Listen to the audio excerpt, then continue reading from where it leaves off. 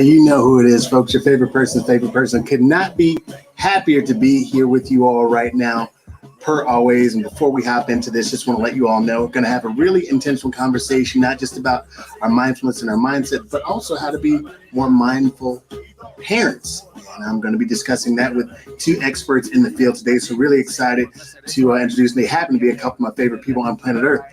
Number one, coming from, I'm just kidding, I'm not going to go through that and do an entire introduction, but certainly going to introduce to you first, Namaste, program director, yoga savant, and mindfulness expert, Danielle Brunson, wherever you are. Glad to have you stop feet for Danielle. How you doing, Danielle? Great to have you. Hey, how are you? I'm doing fantastic. Thank you.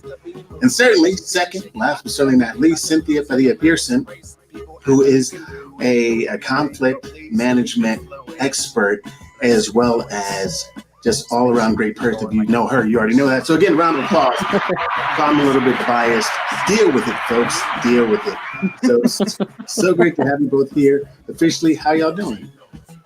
Great. Good to be here. Yeah, it's nice. I'm hiding in my house from the pollen in Atlanta. Otherwise, feeling great. Excited to chat with you guys as always. Thank you. You know, it's interesting because, Atlanta had so much to say about this, about the North and all the snow that was going on. And then all of a sudden we got punched in the face.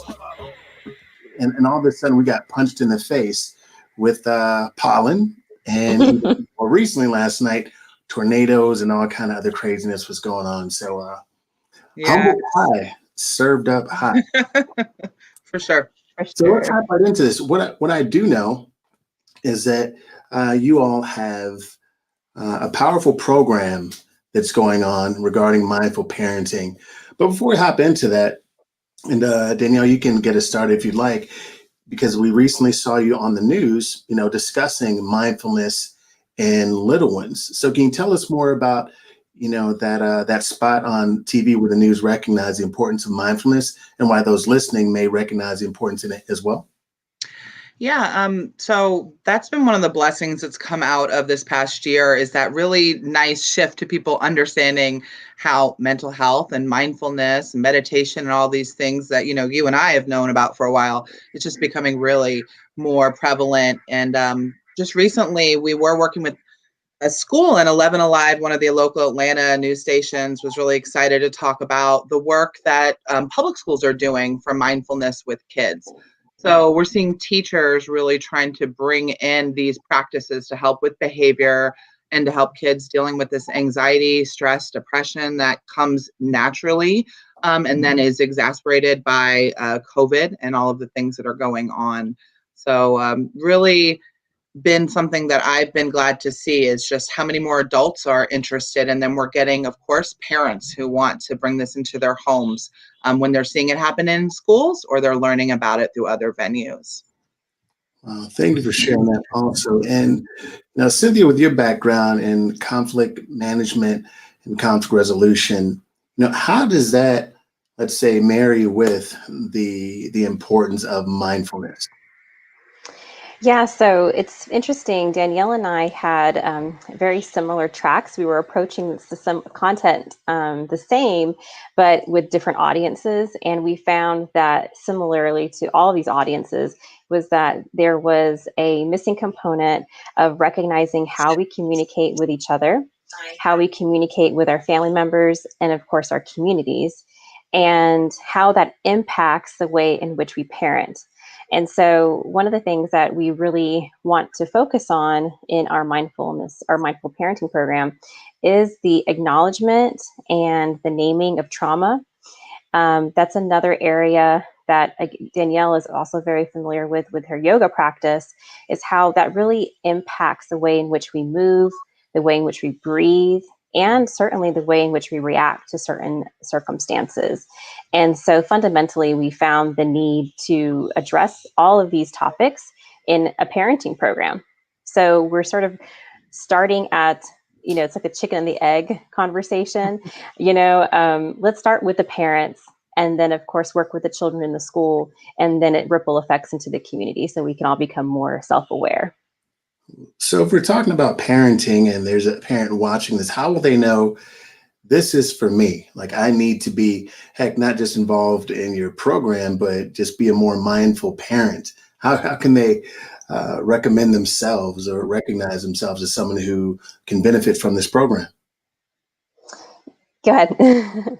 Yeah, as I think Cynthia and I are also parents, so this is something that we have found has really had an impact on our own interactions with our kids.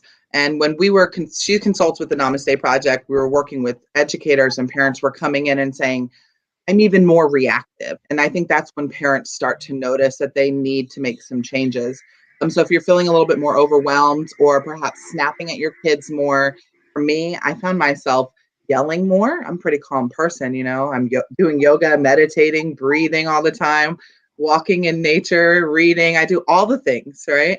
And I was noticing I was yelling at my kids because it's stressful right now. We have all this stuff going on. So I think if you're feeling like that, that's definitely an indicator. And then also, if that's not happening, but you just want to establish a more authentic kind of communication style with your children, that's something we talk about a lot, just building a relationship that will continue into adulthood. And these are really main reasons that I've been finding lately that we've been attracting people to wanting to learn more about mindful parenting. So when you mentioned that, some alternative ways of communicating or, lessening the yelling, I think it's interesting for those who might be listening, watching, to feel like, wait a minute, someone who actually meditates and walks and takes nature and reads books loses it sometimes, right? What are some practices that you do? I know that I've read that you, and this is for, you and Cynthia both, but I've noticed you mentioned there's like a quiet corner, like that's some action that's going on as well. What are some things that can help some parents that are engaging right now? Yeah, go ahead, Cynthia. I know you've been doing some really great stuff at your house. So it's a practice. I will say this, and I think parents need to know that first and foremost, we don't believe that we're trying to achieve perfection. That's not the goal. It's just being more mindful. And one of the things that we do work on is a calming corner. And that space, which traditionally I think a lot of us probably remember anything in dealing with a corner or an isolating moment, is usually being like in timeout, right?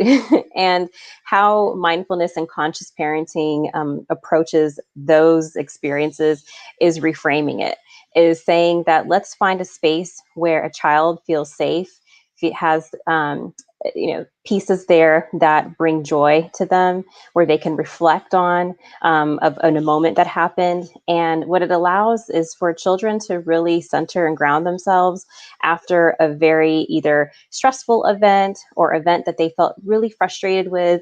And it also helps parents, because then parents are now recognizing these raw feelings in their children and helping them navigate those moments, and not framing it from a perspective of like a punitive or a consequence. It's more of, let's realign, let's get back to where there was like a equilibrium.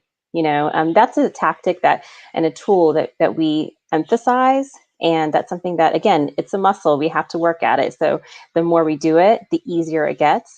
And the outcomes are amazing to see children really become reflective, really become accountable for what is happening. It's a way more positive effect than what we've seen in the past in other parenting styles. Well, and something that I've learned from you both is even the when a kid is having that moment, I want to say that certainly I've heard, in the past and from other parents, like, go to your room and then just be there. But it's been really interesting to, let's say, for Trey Stan the third to be upset, we walk him to his room or carry him to his room and then just be in his room with him. How important is that in those moments for, again, parents watching, maybe they're thinking the last thing I want to do is be around this Mickey Thicky when they're going nuts. But how powerful is it for a parent to be with their kid when they're having a rough moment? I think Cynthia is such an expert in this, and one of the reasons why we love to bring her into our schools to talk about that attachment and that need for you to be there with your child and help them to regulate. And a lot of times that's how we were parented. you're having a problem. This is an issue. Go away. Go, like the time out corner. I was in the corner all the time, and now we say it's the time in corner and the calming corner. All of these things that are really a part of kind of how we were raised, and especially we see it in brown and Black communities, and we talk about that a lot as well. And that's a big part of our program. How can we address the way we were parented and kind of break that cycle? But when you, as a parent, help your child to regulate their emotions, to use some of the tools we teach, like breathing, fidget toys, calming mechanisms, and you're there with them, you're providing that security and that safety, and they're associating that with you, which then creates that bond and creates that, okay, mom or dad or whatever the caregiver may be, because we know it's not always mom or dad, is somebody who maybe sets boundaries, but also helps me to feel safe. And I think that's like a big shift in thinking. And a kid's having an outburst for a reason. They're having a problem for a reason. And it's easy to say, go away, go calm down. But when you provide that security, it helps them to calm down faster. And it really does start to create the ability for them to do that later on their own, right? They're like, okay, I know this person is safe. I don't have to have this kind of reaction, or to verbalize that they need you in that moment. Now, I guess, directly I'll ask, how can more mindful parenting benefit a parent? And obviously, our kids are ultra important, but how can being a more mindful parent benefit the parent? Like, how can they stay sane? How will this help them grow? Wow, that's a really good point. And we emphasize that as we manage and name the events that are happening with our children, we are actually in turn helping to manage our own anxieties and our own experiences when we were children. I think it's really important, and Danielle talks about this often too in her classes with children, is about this experience of parenting is very reflective. It's a mirror relationship. We're reflecting the experiences that we had as children onto our now children. And as parents, we start to think of our parents when they were children, and so it's this cycle, the life cycle, very Lion King. But, I think that we found parents have been working on their journey towards healing as they pick up on these mindful practices for parenting.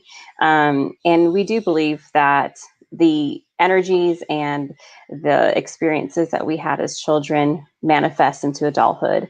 And we really recognize the extensive literature and research on attachment styles and how that looks in adulthood. And so having a really grounded parenting style really helps us as adults become more grounded, become more regulated. And in turn, we're able to communicate much more positively and in a more safe way that our children can feel brave and empowered in their journey as they grow. Interesting you mentioned, like, this being able to actually empower kids because you're not silencing them, you're allowing them to be themselves and recognize their voice in the process of being more mindful. For a parent or, a person who plans on being a parent or adult that's looking to be more mindful, and today's their day, they're like, today I got to do something. I don't care what it is. I'm going to lose my mind if I don't. I'll start with Danielle and then go to Cynthia. What's one or two things they can do today that can help them on this road to being a more mindful parent, a more mindful person? Yeah, and I love what Cynthia just said, and it's very true. So for me, I am an advocate of breath work, of breathing, and it's so silly to say breathe, but we do need to intentionally do that. And as you work with your kids, and we talk about this a lot, self-care, self-preservation. So learning to take the time for yourself as an adult, if you work with kids or not, to be more mindful is really critical if you want to interact with children, your partner, your coworkers in a healthy way. I would say the biggest thing I always tell people is just to stop and notice what's going on around you. Think about how often we just go, go, go, go, go. So taking 3 deep breaths, consciously pausing, scanning our body, noticing what the smell is in the space you're at, the sounds you're hearing. All of these things ground you in the present moment. And that is really the first step to any mindfulness practice. So if you're feeling overwhelmed, anxious, tired, unfocused, you can just start with simply taking 60 seconds a day just to breathe. It's huge. And if you have an Apple Watch, or I don't know if Android does this because I'm team Apple all day, it'll beep at you. It'll say breathe. So listen to it. It's okay. I promise you, all y'all have 60 seconds. You definitely have it to fit in your day. Makes a huge difference in your ability to self-regulate and to feel good and be mindful. Awesome. Cynthia. Yeah, I would say for me, I'm still a fairly newer parent than Danielle. Danielle has some older children, and I found that learning about childhood development and the stages as children grow were really helpful. And that could be a really good start for parents who just want to, who might have like that side of, I need to learn the science to help them, sort of understand some of these concepts better. And that's a great learning tool is to really understand the phases that children go through, the stages, the leaps, and recognizing those learning points. And then the other piece is to really talk or write down and journal how you were parented. I think it's really important for us as adults to reflect on our time when we were children. What were some moments that really left an impression for us? Or even what were some moments that recently happened with your child that made you think, I sounded just like my mom, or I sounded just like my dad, or whoever the caregiver was for you. And write down what was that moment. What did you say, or what did you do that made you, that reminded yourself of that past event? Those are two really important things that really help you as a parent then grow from that starting point, because now you know what was the experience. You can name it, and we always say if you can name something, you can heal it. And that's a big component is writing all of that down. Now, this question is slightly out of left field. But how important is it for someone to be able to work through their trauma, their personal trauma, to help them help their kid through their young traumas as they experience them? What it seems like can happen is, adults have went through things, as you all kind of alluded to, and then we can sometimes carry those to our kids. How important is it for folks to sit back and go, oh, this is mom and dad, or this is caregiver. Let me work on where that came from. In an ideal world, we're sorting through all that and we're figuring that out, but that's not really the place that most people come from. And in the yoga community, we joke around about this because everyone thinks we're these perfect, happy yogis, and we're all like crazy. That's why we started doing yoga. So when you get into mindful parenting, you might not be healed. You might still have your trauma. And I will find, as we're working with parents, and Cynthia and I have had them tell us, wow, doing this exercise with my kid helped me to realize things about myself. And that's why this is such a beautiful way to approach interacting with children, the mindfulness, because it not only teaches you about the children and how to communicate, but it teaches you about yourself. If you can work through healing your own trauma, of course, definitely continue to do that, but it's not necessary to get started. And quite often, it doesn't happen first. It kind of happens together. And that's one thing I love about the program that we've developed, is that there's so much focus on working with the kids, but also on working with yourself, because we always say, you can't pour from an empty cup. You can't put the oxygen mask expression. All of these things are true. So it does give you tools and techniques to kind of address that. We give resources. Here's how you can find extra help for yourself, because a lot of kids went through trauma. A lot of us went through trauma as children. We talk about all of that. So yeah, it's not necessary, but it does help. And I would say it's encouraged. Love it. So there's this huge conversation around investing in your community in general. And I would find that family is your community. And you've mentioned, the program that you all offer. I know there's a course, that's, launching as well. Let's talk all about that right now, as we prepare to close out. What are some things that folks are going to get from, the course, or even a webinar that you all may be offering in the near future? Yeah, I can explain the layout, and then I think Cynthia does such a great job of kind of encompassing what they all learn. But we're just going through a cohort where we are delivering all of our content like synchronously. So the upcoming courses that we'll have are asynchronous, meaning that the people can do them on their own. So they're all video based, text based. You'll log in and you'll be able to do all of these lessons, learn. But then we also didn't want to lose that community building. So then there are optional, highly encouraged live sessions. So that's why we do have a start date for programs.